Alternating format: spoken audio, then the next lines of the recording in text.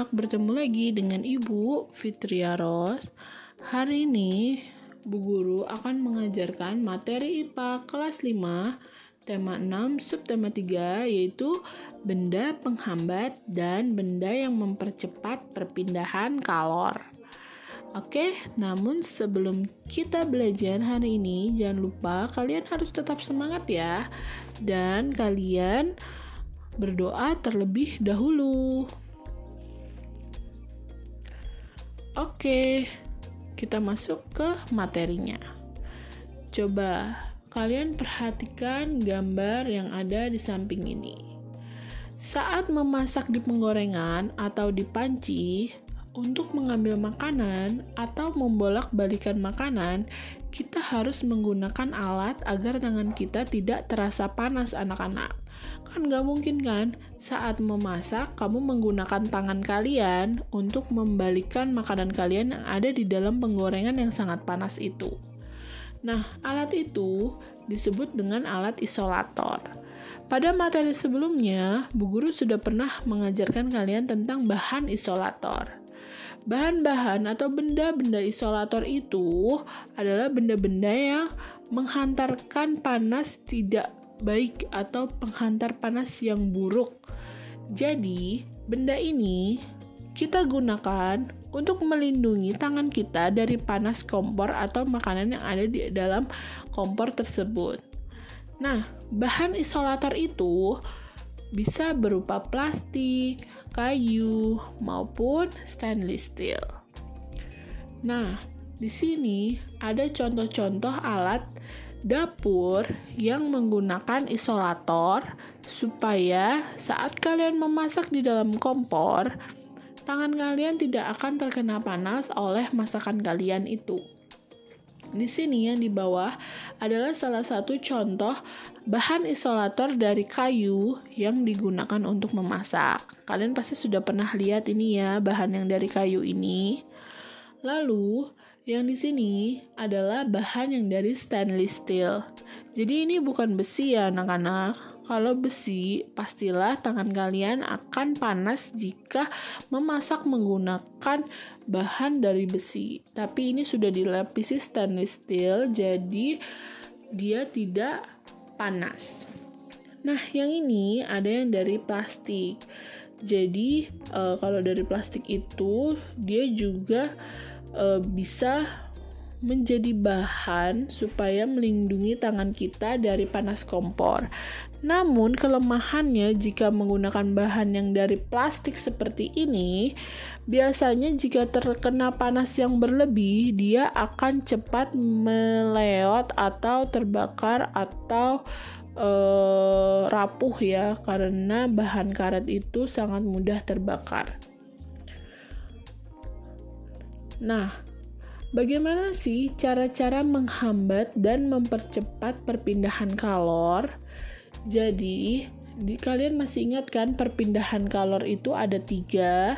Yang pertama konduksi, yang kedua konveksi, dan yang ketiga adalah radiasi.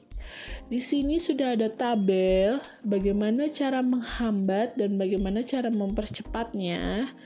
Pada konduksi, cara menghambatnya adalah menggunakan benda-benda yang bersifat isolator, seperti karet, plastik, can wall, dan ebonit. Dan pada konveksi serta radiasi, cara menghambatnya adalah kalian harus menjauh dari sumber panas tersebut, atau kalian harus, jika itu sangat panas, kalian harus memadamkannya.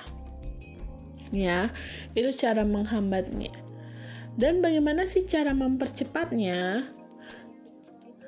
Di konduksi, mempercepatnya adalah menggunakan benda-benda yang bersifat konduktor, seperti aluminium dan besi.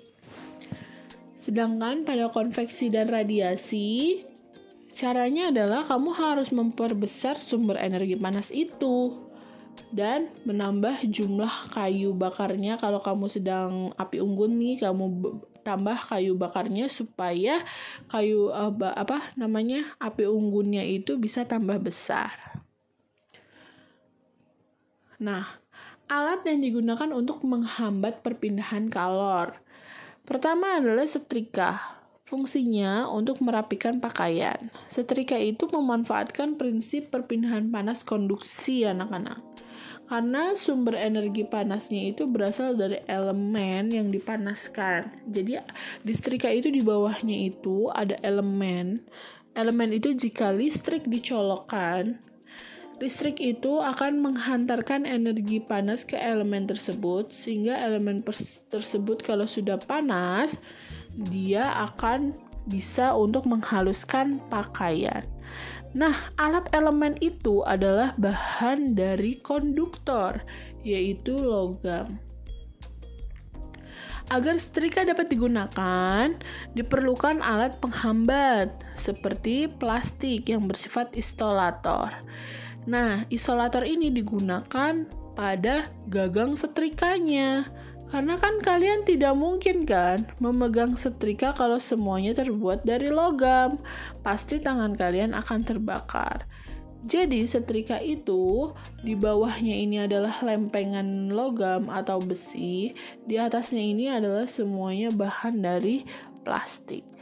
Yang konduktor di bawahnya, yang isolator di atasnya. Makanya setrika ini memiliki penghantar namanya konduksi, perpindahan kalor yaitu konduksi. Paham ya anak-anak? Nah, kita masuk ke latihan 3.6. Pertanyaan pertama, ibu ingin mengambil kue yang sudah selesai dipanggang dari dalam oven. Untuk menghambat kalor dari loyang, ibu sebaiknya menggunakan apa ya? Coba kamu perhatikan kalau ibu-ibu sedang mengambil makanan dari loyang. Apa yang dia gunakan? Kalian tulis ya. Yang kedua, membungkus daging ayam yang ingin dipanggang dengan aluminium foil. Kamu tahu aluminium foil? Yang warnanya silver itu, lalu ayam itu dibungkus. Nah, salah satu kegiatan yang dilakukan itu untuk ngapain perpindahannya kalor? Mempercepat atau memperlambat ya? Nomor 3. Agar kita tidak merasakan panas saat berjalan di siang hari, kita dapat menggunakan alas kaki atau sendal yang terbuat dari apa nih anak-anak? Kalian tulis ya. Yang keempat, perhatikan gambar di bawah ini. Tuliskan mana yang termasuk konduktor dan isolator yang digunakan pada gambar di bawah. Jadi pada teflon ini mana konduktornya, bagian mana konduktornya, dan bagian mana yang isolatornya. Pada kettle ini juga kalian tulis mana bagian isolatornya dan mana bagian konduktornya. Nah, latihan 4.6-nya adalah perhatikan benda-benda berikut dan lengkapi pada tabel. Kalian lihat di sini ada 3 gambar. Ini ada sodetan, solder, dan obeng. Namanya kalian tulis di sini. Terus bagian yang mempercepat perpindahan kalor itu bagian yang mana? Dan bagian penghambat perpindahan kalor itu bagian yang mana? Jadi maksudnya mempercepat ini adalah bahan konduktornya apa? Kalau yang menghambat perpindahan kalor itu adalah bahan isolatornya itu yang mana? Ya, paham anak-anak tentang pembelajaran hari ini? Oke, kalau kalian paham, terima kasih sudah menonton video Ibu hari ini. Mudah-mudahan informasi yang Ibu berikan itu bisa kalian pakai dengan baik dan benar. Kita ucapkan alhamdulillahirabbil alamin. Jangan lupa bagi kalian yang baru datang ke channel YouTube Ibu, di-subscribe, dan untuk kalian yang sudah menonton, diklik tombol jempolnya, di-like, dan di-share ke seluruh teman-teman kalian. Ibu akhiri pembelajaran hari ini. Wassalamualaikum warahmatullahi wabarakatuh. Dadah anak-anak.